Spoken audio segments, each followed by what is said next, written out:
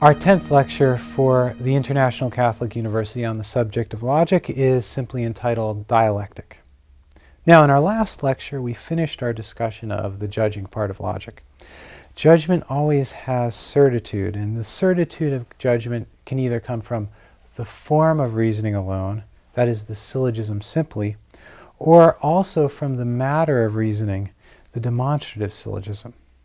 But we also noted in our discussion of demonstration that before we can judge that a theory is true, we also need to discover it. Therefore, before we can use the judging part of logic, we need to use a part of logic that discovers. Aristotle calls the chief part of discovering logic dialectic, and he discusses it in a book called The Topics. So in today's lecture, we're going to examine Aristotle's Topics. Since I want to make sure that our discussion of logic is useful for your intellectual life, the first thing we're going to examine in dialectic is not its nature or definition, but rather its utility. Aristotle explains the usefulness of dialectic as follows. We must say how many and for what purposes this treatise is useful. There are three: intellectual training, casual encounters, and the philosophical sciences. Now, I think Aristotle's thinking first of something like this. Suppose I want to sharpen somebody's mind. I want get him thinking more vigorously, more precisely. What do I get him involved with? I might recommend that he gets involved in a debating society. Involvement in debate sharpens the mind. And Aristotle thinks that the study of dialectic is useful for that kind of intellectual training. Now, the second use he gives is the use in casual discussions. Suppose I want to discuss a philosophical question with somebody who hasn't really studied very much philosophy. Now, I can't start giving that person philosophical demonstrations because he's not going to be able to follow them. I'm going to need some other kind of logical tool in order to have a discussion about philosophy with the non-philosopher. Aristotle says dialectic is that kind of tool. Now, thirdly, in the philosophical sciences, I can use dialectic in two ways. First, when I'm trying to get to some conclusion in a philosophical science, it's often helpful to look at both sides of an issue. For example, if I'm trying to demonstrate that God exists, I also want to look at the arguments which seem to say that God does not exist. And Aristotle says dialectic is useful for that kind of procedure. Secondly, I sometimes want to talk about, discuss, argue about the first principles of a science. Now, we saw that in our last lecture that every demonstration reduces back to some first self-evident principles. And those principles are not themselves demonstrated. Therefore, we can't use a demonstrative syllogism to discuss the first principles. What do we use instead? We can use a dialectical syllogism. The dialectical syllogism, or the process of dialectic, can help us to discuss, to be clear about these first principles. Now, we ultimately derive those first principles, of course, from sense experience, but sometimes we need to go through a process in order to make the transition from sense experience to a real understanding of those, intellectual understanding of those first principles. Dialectic can help us do that. Now, dialectic has these three basic uses, but what's common to all these uses is it gives us an important property of dialectic. Let's point to this property first. Every use of dialectic gives you the power to discuss anything. When we're training someone's intellect, we're not just training it for one particular subject, we're training the whole intellect to be sharper. And while demonstration, in contrast to dialectic, doesn't give us a power to discuss anything, because the syllogisms of a demonstration apply just to one science. For example, I might have the ability to give a demonstrative syllogism in geometry and have no ability whatsoever to give a demonstration in theology. The power of demonstration is split up. It applies to just one subject at a time. But I can have a dialectical discussion about anything. Now, the second property of dialectic is that in all of these uses of dialectic, we see the notion of conflict or combat. When I debate for the sake of training my mind, I'm arguing with an opponent about the truth of something.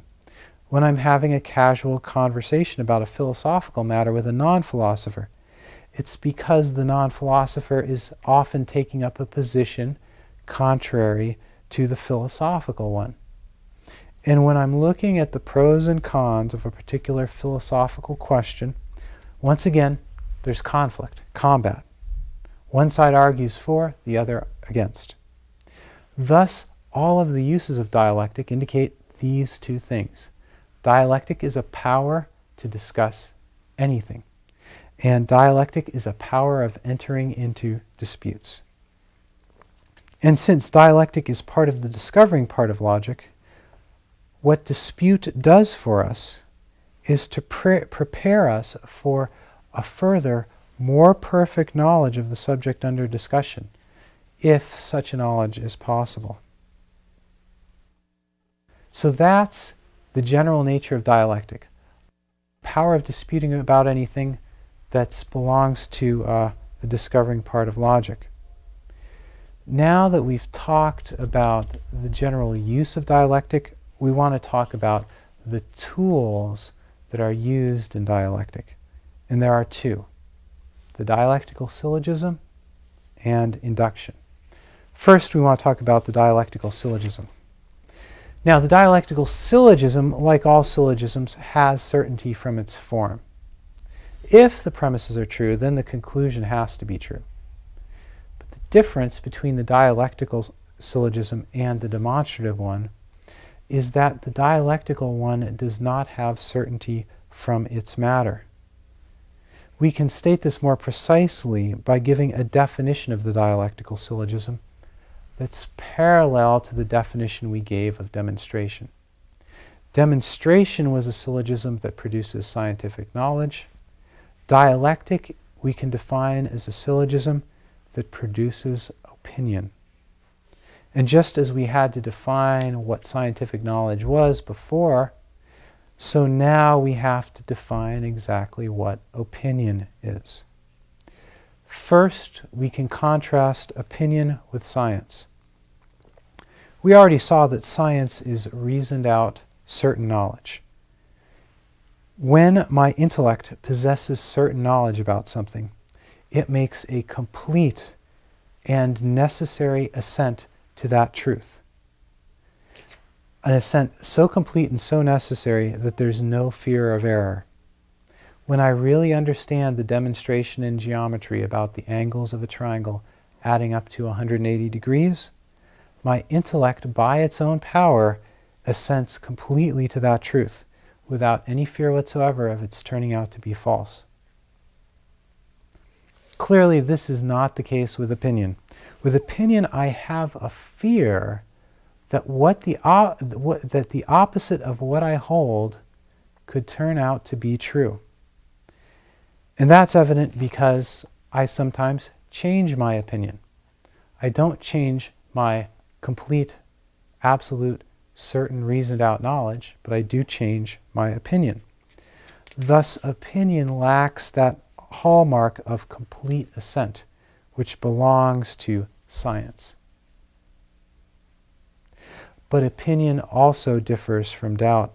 My mind is in a state of doubt when it makes no assent at all to either side of an issue. When I'm in a state of opinion, my mind does assent to one side. So we might expand our definition of the dialectical syllogism in this way. The dialectical syllogism is a syllogism which produces an assent to one side of an issue with a fear that the other might be true. Now, we said before that through its form, a syllogism always has some kind of certainty. But clearly, opinion is not absolutely certain like reasoned out knowledge. Therefore, it must be the case that because the product of the dialectical syllogism is not completely certain, the materials of it, the premises that it uses, are also not completely certain. So we can describe the premises of a dialectical syllogism in a way parallel to how we described the premises of demonstration. Demonstration's premises are true, first and immediate, prior to and better known than, and cause of the conclusion. The dialectical syllogism will not start from premises that are true, immediate, and first. Rather, it will start from premises that are merely probably true, premises that lack some certitude. We could put it another way. Dialectic starts from opinion, and from those opinions produces further opinions. Now, that's all we want to say about the dialectical syllogism. Next thing we want to talk about is the second main tool of dialectic, a tool which is called induction. Induction is not a syllogism. It's something else. It is a tool, however, of discursive reasoning. Aristotle discusses induction in the 12th chapter of the Topics, and he writes the following. We must distinguish how many species there are of dialectical arguments. There is on the one hand induction and on the other syllogism. Now what syllogism is has been said before. Induction, however, is a passage from individuals to universals. For example, the argument that supposing the skilled pilot is the most effective, and likewise the skilled charioteer, then in general the skilled man is best at his particular task. Now, what has Aristotle done? He's given us both a definition and an example of induction. Let's go over both of those. First, talking about the difference between induction and syllogism, then talking about the relation between induction and demonstration. Now first, what's essential to induction is that it is a passage, a reasoning process that goes from individual cases to a universal case. Now, let's think about what's necessary to go from individual cases to a universal case. First, since the statements about the individuals lead to statements about universals, all the statements about the individuals must have the same predicate. For example, if I took two statements, Fido barks and Rover has 4 legs, I couldn't get an induction out of those two statements because they don't have the same predicate. Second, there must be something that's common to all of the individuals so that we can gather them together into one universal subject. That is, the individuals have to have a common nature that can be related to that common predicate. Now, we can see this is the case in Aristotle's example. All of the particular statements have a common predicate, the words most effective. All of the subjects, all the individuals, the skilled pilot and the skilled charioteer, have a common nature, the skilled man. Thus, the induction concludes by predicating the common predicate universally of the common subject. That is, it concludes every skilled man is most effective. We can take an even more ordinary example. I see Fido bark, I see Spot bark, I see Rover bark.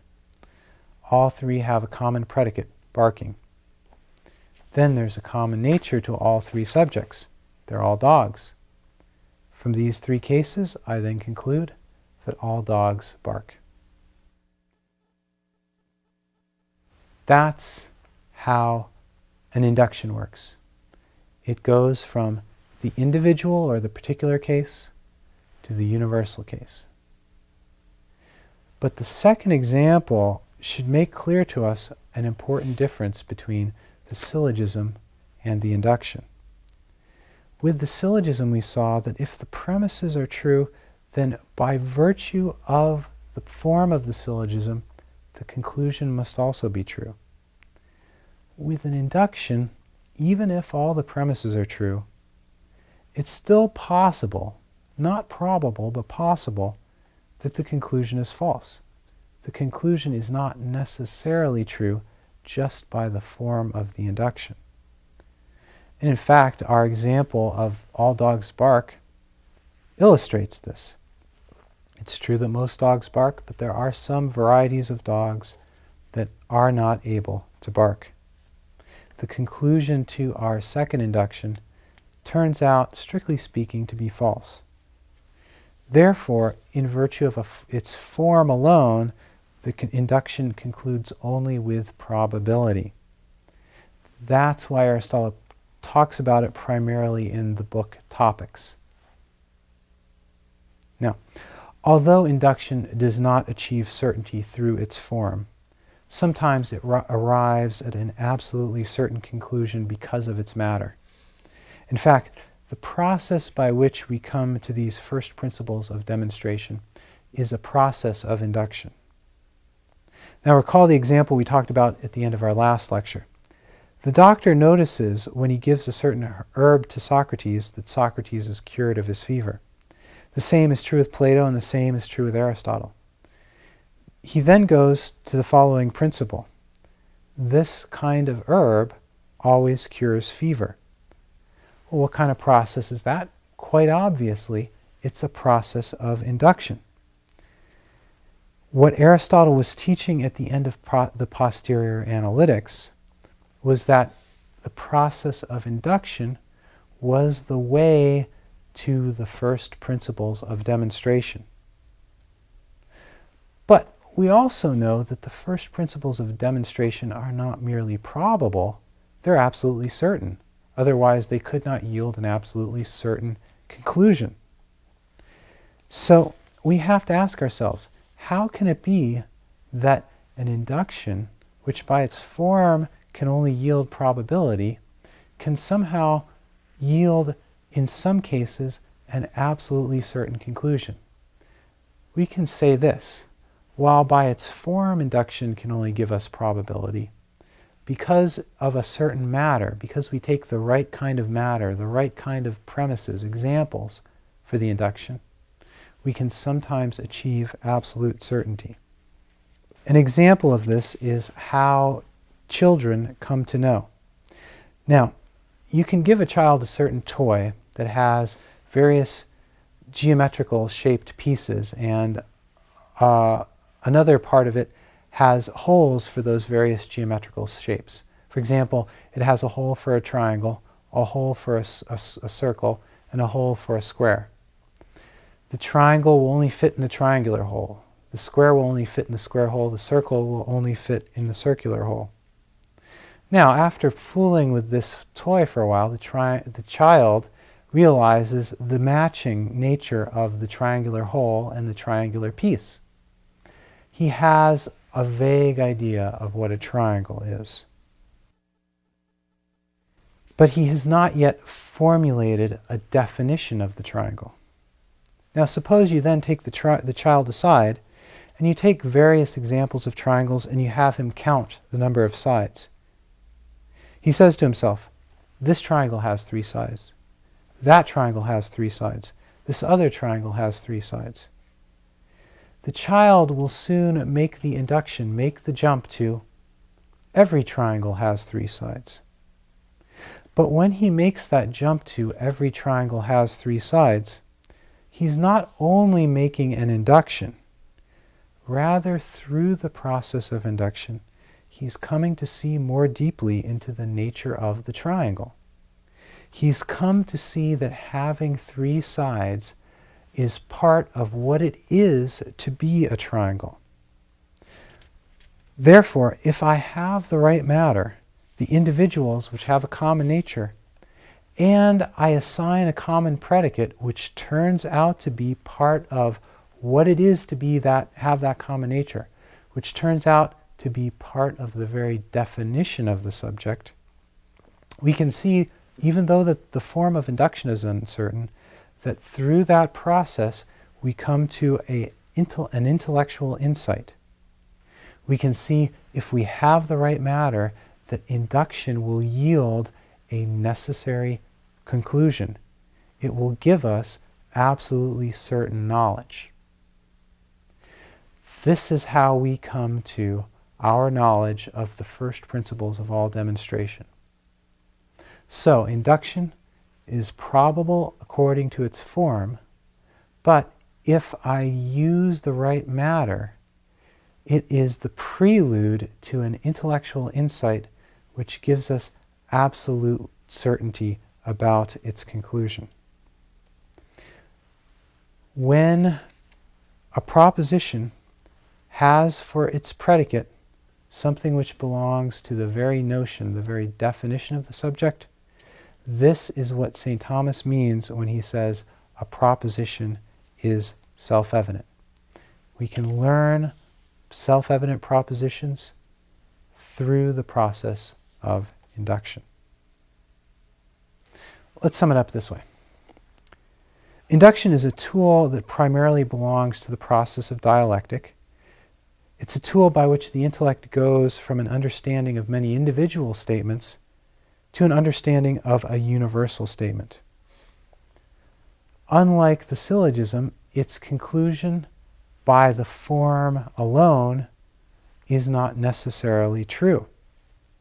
However, the induction can be the occasion of someone having the intellectual insight into a proposition that in itself is self-evidently true.